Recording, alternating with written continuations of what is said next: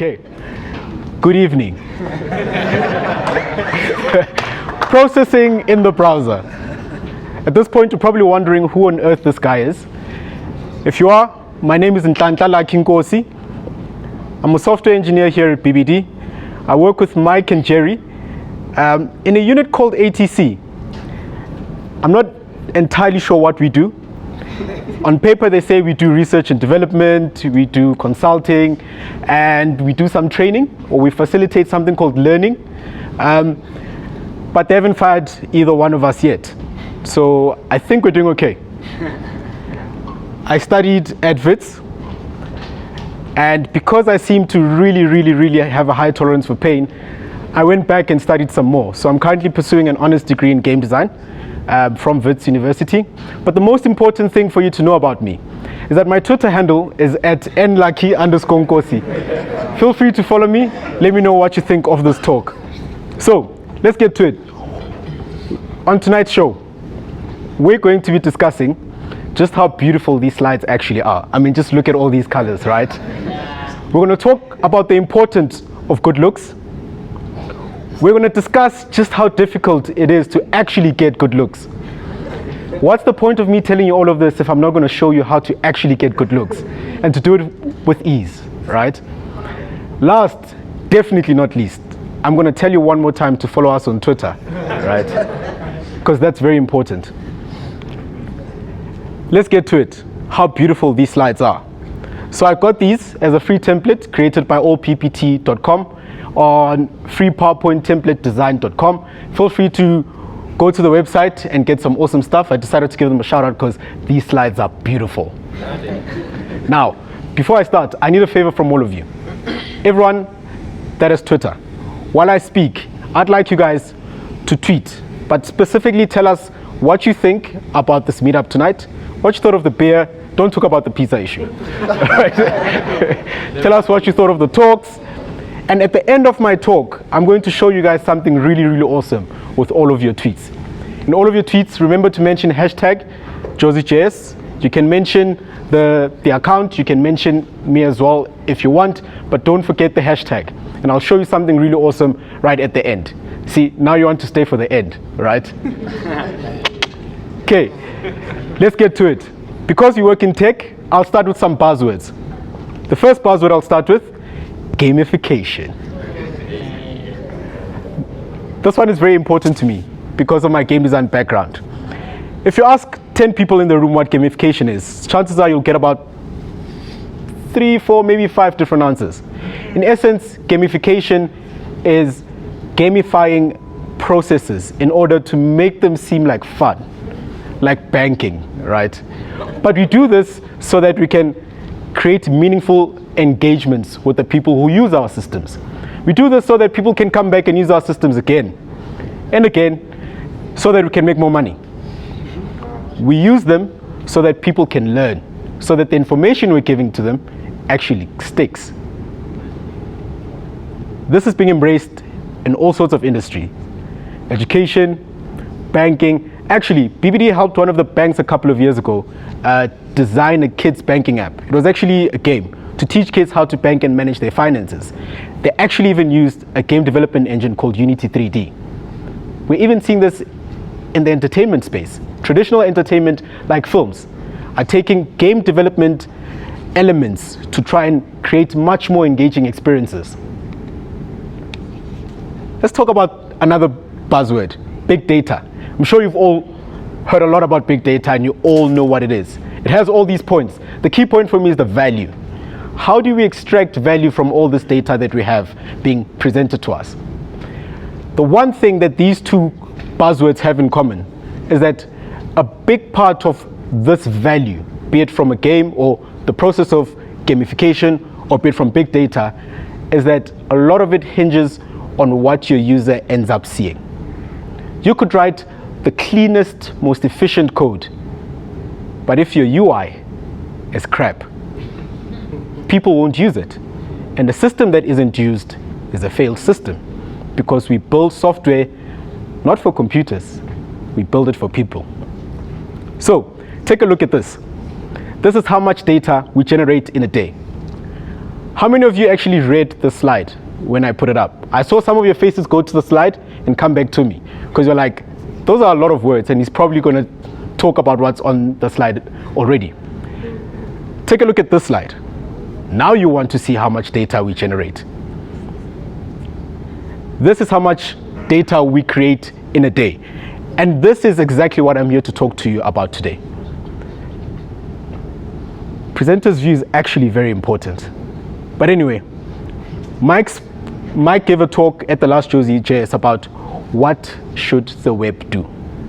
And he said that it's our responsibility as web developers to start thinking about these things. Where do we want to see the web going? While we do that, the people who use our applications on the web have already decided, actually. They want the web and the browser in particular to do everything. And they want it to do everything now. What does this actually mean for us developers? It means that the web has become this beast. That's more than just about transferring files from one computer to another. And the browser has become this thing that's so much more than just a way of viewing the files that you have on your machine. It's become a core means of engaging with all sorts of technology, not just websites. There's a fingerprint scanner on your phone. Guess what? Users want to use it on your browser. We now have to figure out how to integrate that fingerprint scanner into your browser. Come in web or thin. You now have an Arduino. Users want to use it with your browser. There's all these different things that are constantly coming up in the tech space that all of our users sitting here want to actually do it. And all we have is this tool, this leash, to try and tame this beast called the World Wide Web. And that tool is the browser. And we need to make use of it to the best of our ability. So when all the crap comes along, we need to clean after it. We need to make sure that we have a handle on that crap in order to maintain this mighty, fierce beast called the World Wide Web. That's a lot of power. And with power, great power, comes great responsibility. Particularly for us in the tech space. Take a look at the stat.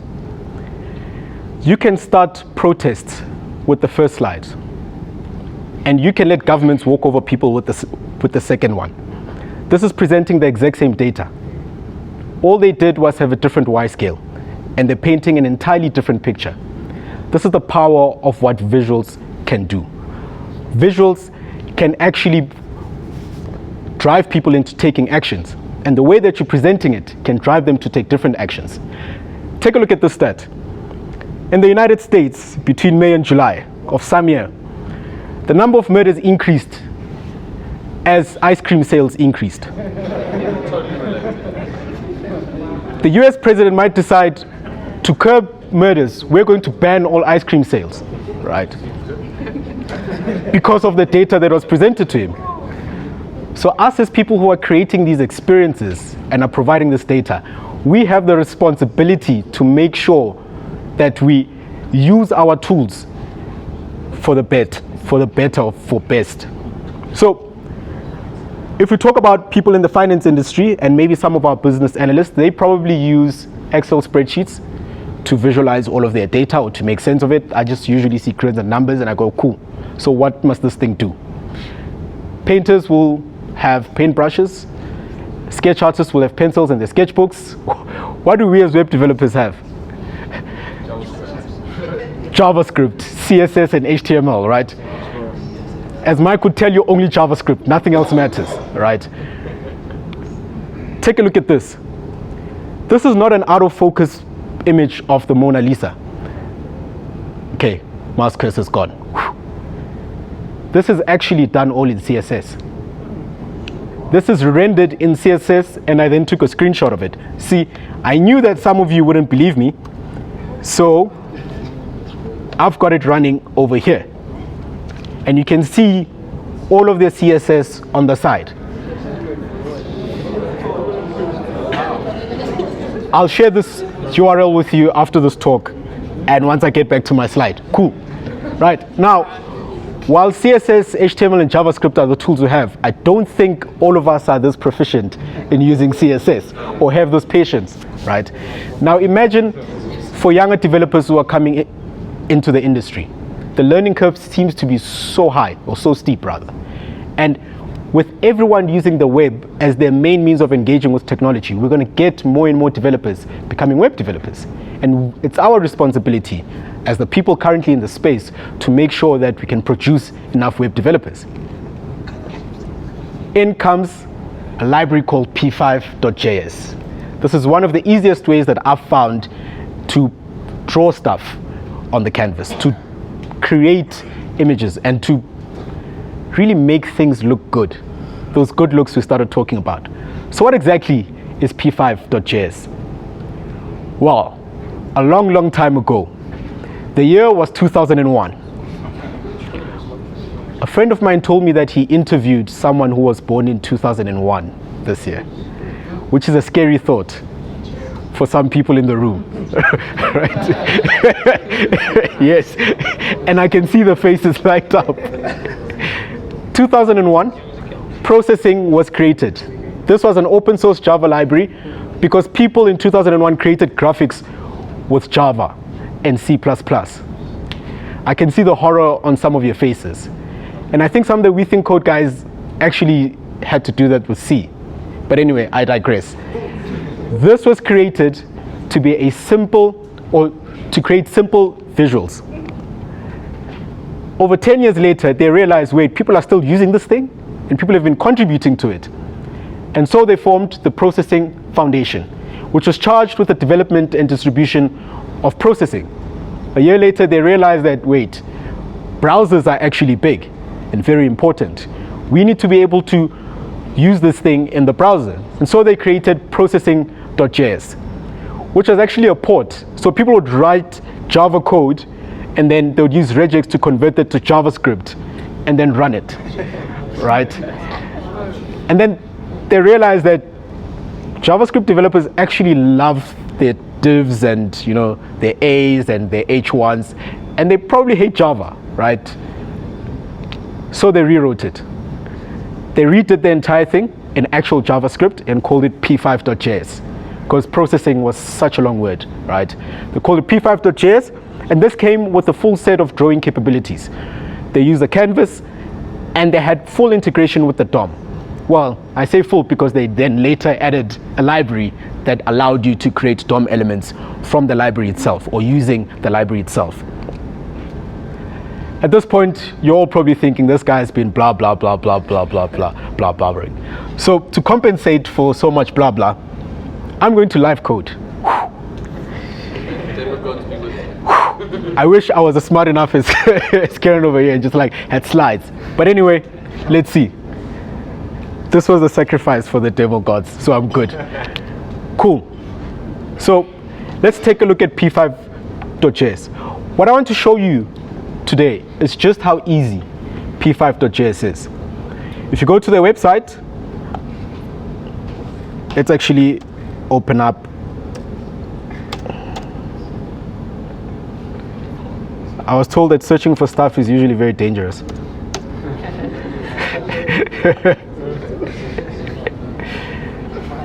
Cool. And you'll see that on their download page, you can download the complete set of libraries, which includes all the add-on libraries that they only realized later that they actually needed.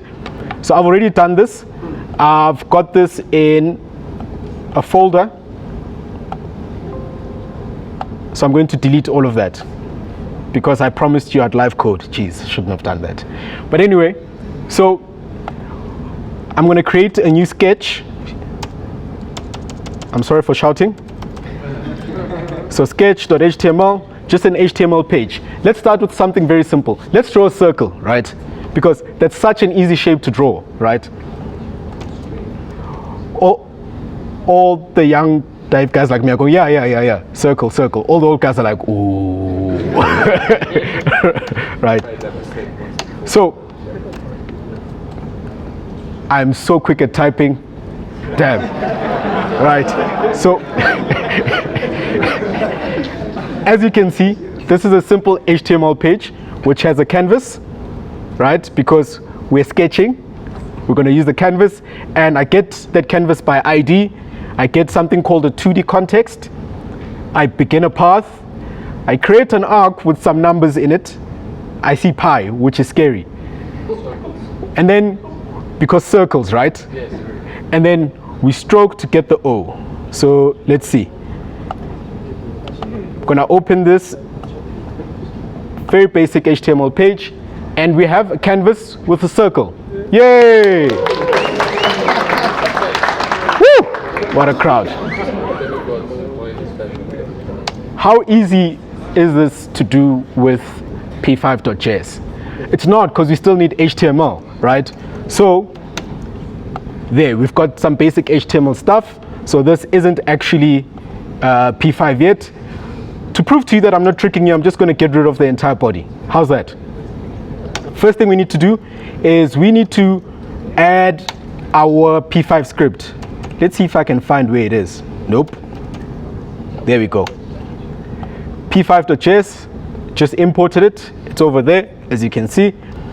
And I'm going to add a script.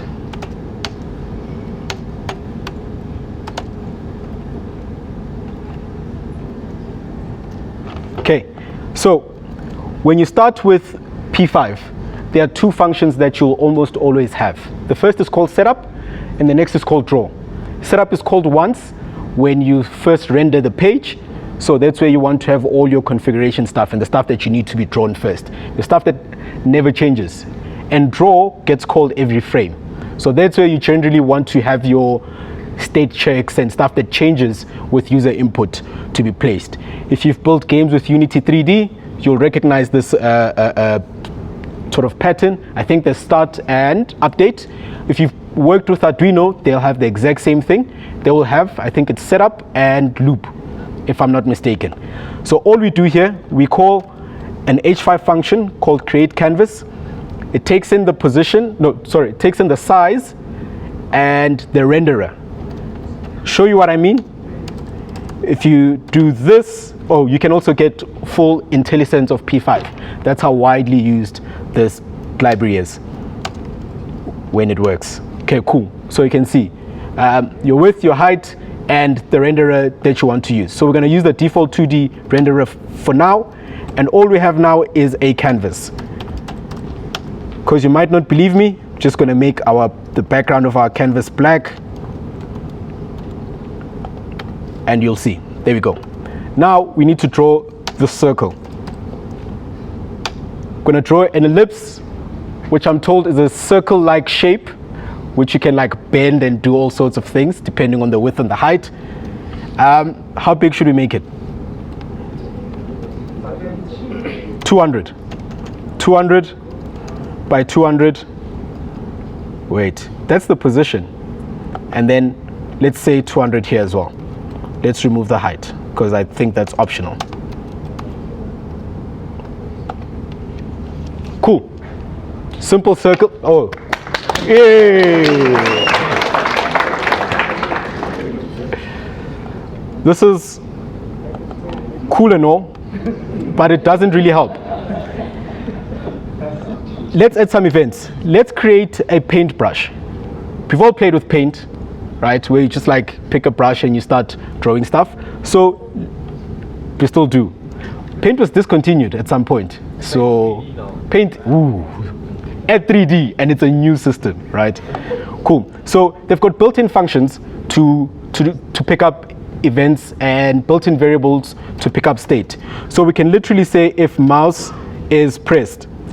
You can see that this was created for designers, right? Because the variables make sense. It doesn't say M underscore and all sorts of stuff, right? So if mouse is pressed, we want to, let's change colors, right? So to change colors, you've got two colors on your screen when you're drawing. You've got the actual outline, and we call it the stroke, and you've got the filling, which you call it the fill. Damn. I love it. So let's set, why am I shouting today? Let's add a stroke. Someone pick a number. Too late, 50. Cool.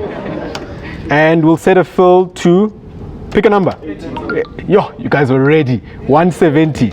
I heard you. Cool. And then if you're not clicking this, how about we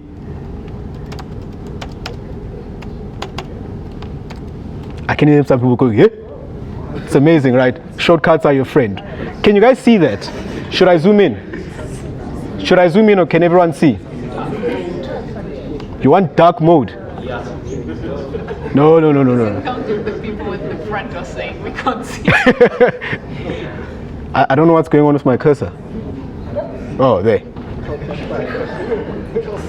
Okay, cool. And now, someone said plus plus. Wait, what? Control plus. Oh, control plus. There. Can you guys see that? Is that better? Ah, okay. Cool. So you guys were suffering all this time and you didn't say anything. Okay, cool. So as you can see, all we're saying is if mouse is pressed, stroke 50 and full 170, else, let's swap these around. 170 over here and 50 over here. Right? Doesn't work. Why not? That's because we're only drawing our circle at the beginning. So we have to move this into our draw function so that it can be called constantly. And refresh. That helps, right? And you can see that when I click, it changes. Now, if I wanted to create paint, all I have to do is say that I want this to be drawn at the position of my mouse. Refresh this, and we now have a paintbrush on the canvas. But now that doesn't really look like a paintbrush because what are all those circles, right? To get rid of that, literally all I have to do is get rid of the stroke and tell it when it starts up that there will be no stroking here. And there you go. We don't have any stroking anymore. Quite cool, right? This is all fun and games. Or is it? So, in games, you often, or when you're creating 3D experiences, you often have to do some complex rendering. And lighting is one of those really difficult and expensive things that you can deal with. So we're going to do some lighting. Our last example for tonight is going to be some really complex stuff. We're going to have two balls that we're going to move to the sides, right? Then we're going to shine a light in between them. The light will be our mouse. Depending on where the mouse is, the light will shine differently on the two different balls. Cool. So let's get rid of this, because otherwise the code I prepared won't work. Cool. Ah, so much code. So as you can see, all we're doing there is we're creating a canvas, but now instead of using the 2D renderer, we're going to cheat and use WebGL, right? And then we're going to make the background black. We want some stroking for now, so we're going to comment that out. And we're going to fill it. We're going to use a fill of 200, which means whatever we draw, that's the color that we're going to be using. I don't know what 200 is. It's a color. By the way, you can make this RGB, so you can add 3 colors here, and it'll actually use RGB. Cool. Now our draw function. Every frame, we're going to calculate the direction of the light. Should we go into the maths? No. It's okay, guys. Cool. Trust me. I think I'm an engineer sometimes. This is what I want to show you guys. They've done a lot of the work in figuring out how to render all of that lighting. With WebGL and with P5.js library, this one line will create our entire light. That is all we need for the light. We then say, I want to translate the next thing that I'm going to create to the left, and then we create the sphere. I want to move the next thing I'm going to create to the right, and we create the next sphere. Do you guys want to see what this looks like?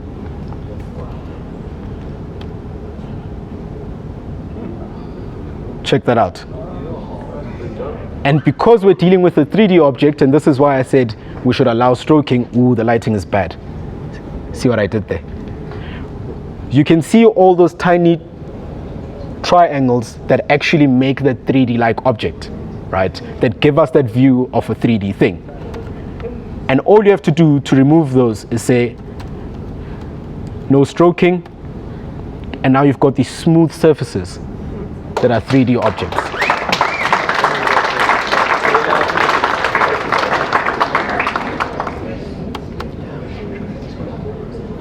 P5.js, right? So they've got a whole range of utility functions that they've built that will allow you to create your normal native elements, such as your divs, your images, your image tags, sliders, and these are all, when you use these functions, they will actually generate all of these stuff that we usually work with on a daily basis as developers. You can pick up events like mouse released, double clicked, right? That's all built in for you. You can also have stuff like add classes. You can put all your CSS into your style tag, right? Or you can pass it into your style function to write the normal CSS that you're used to. You can also load sound and play it, and they have all these utility functions to help you deal with sound, right? The world feels. To show you guys the power of this library, I just navigated to a website. It's on localhost. I've had a server running on my machine throughout this talk. I built this sometime last year with P5.js, right?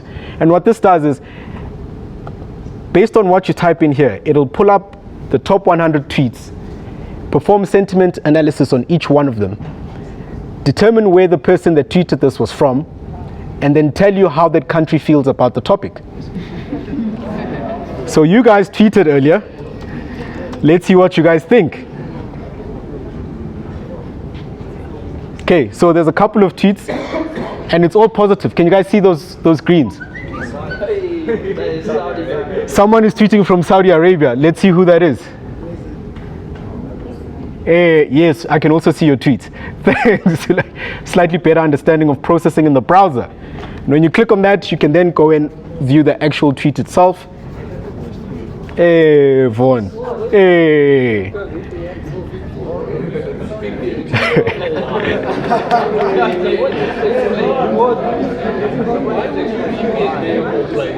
Now check this out, guys.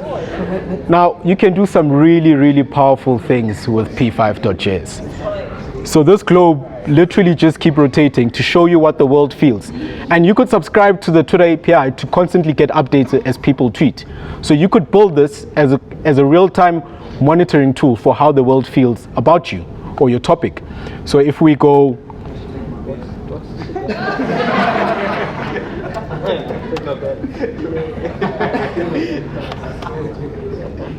so if we search for that, it's probably all from South Africa.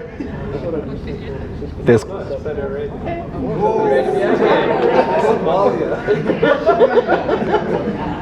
people are mad, or even better, right? If we search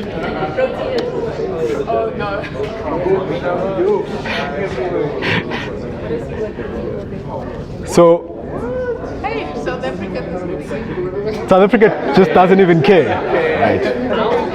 So you can get a flat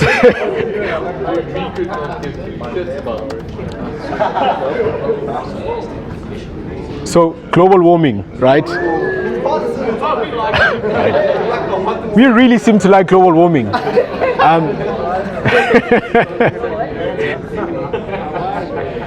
But so, to cover tonight's show, we spoke about how good these slides look. We spoke about the importance of good looks. We spoke about just how difficult getting those good looks is, as we saw with the Mona Lisa. And then we saw how to get them with P5.js. Also, follow us on Twitter. Thank you very much.